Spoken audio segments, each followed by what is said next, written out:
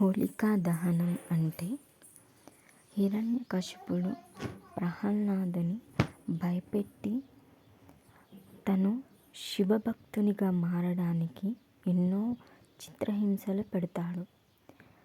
అందులో హోలికా దహనం ఒకటి. హోలిక హిరణ్యకశిపుని చెల్లెలు.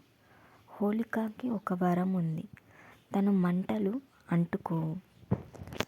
హోలిక ప్రహ్లాదుని ఎత్తుకొని మంటలో కూర్చోబెట్టి భయపెట్టాలనుకుంటుంది.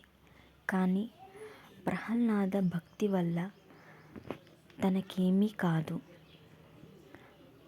హోలికనే దహనం అవుతుంది.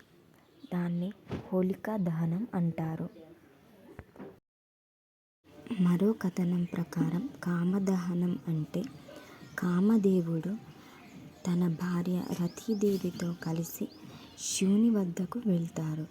శివుడు ధ్యానంలో ఉన్నప్పుడు పార్వతీదేవిపై తన దృష్టి పడాలని కామబాణాన్ని శివునిపై వేస్తాడు.